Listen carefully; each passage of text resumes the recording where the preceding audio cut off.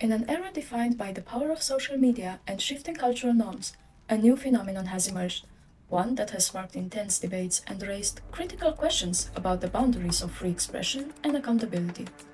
Welcome to a thought-provoking journey through the complex landscape of cancel, unraveling the impact of online outrage.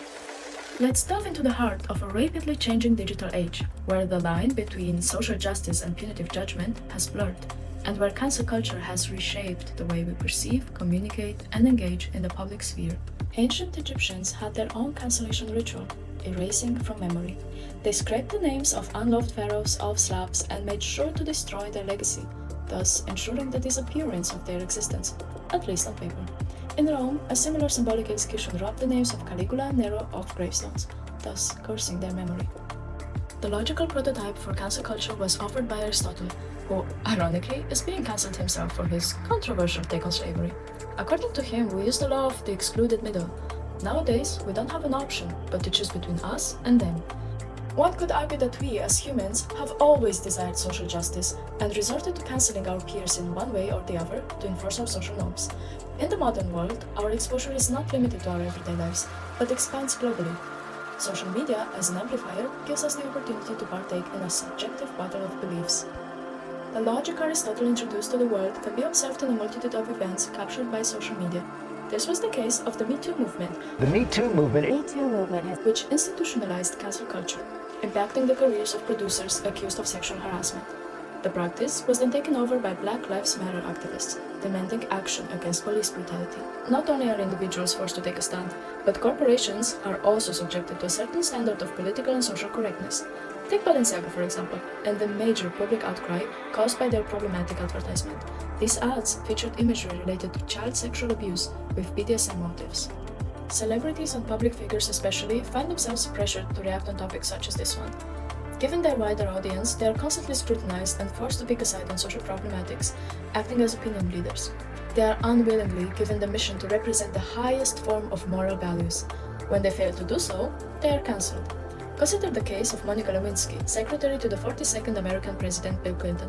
The two had an affair and the public was not happy. She was thrown in the national spotlight and her life has never been the same. In the social media age, the process of cancelling public figures has been simplified and sped up. Because the process is so fast-tracked, being subjected to cancel culture now doesn't necessarily equal a ruined career. Some public figures and brands manage to bounce back and go on with their endeavors, sometimes even more successful than before. Life in media means online behaviors invade our private lives as well. The accountability expected from companies and celebrities is projected onto people we encounter daily: family members, friends, co-workers, professors. We asked some students at the University of Amsterdam to share their experiences on this topic. I stopped talking to some of my friends because they were saying some very weird stuff. Personally, I haven't experienced cancel culture. Online, I've experienced it a lot. I don't think I have. No. Well, I don't think have really taken time to get to know me to cancel me in that way, but I have been in positions where people have actively tried to limit my voice. I don't necessarily have the rights to tell somebody else how to boycott something that's.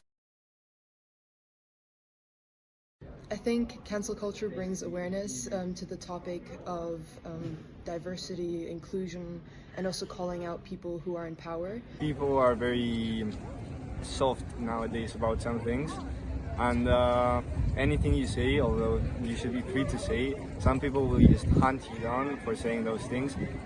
While cancel culture initially aimed to address issues of accountability, it has morphed into a weapon of division. Society is being pressured into conformity, deterring it from individuality.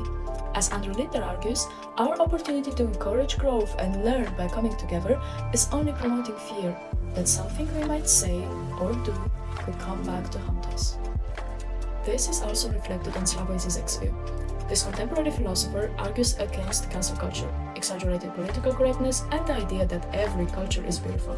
He states that this is a form of shameless globalization, promoted by white liberals, that attempts to wash away and standardize cultures by bringing everything to this democratic, tolerant level that we all take as the only possible way.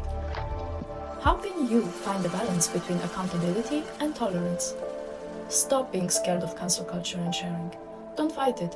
Be open about your opinion, because if there is something you believe in, it will automatically contradict someone else's views. At the same time, stay open towards the views that you contradict and learn about them. Only that way we can be more aware of each other and work together towards a constructive discourse. There will always be hate, but we must try to rise above it and fight for an equitable society.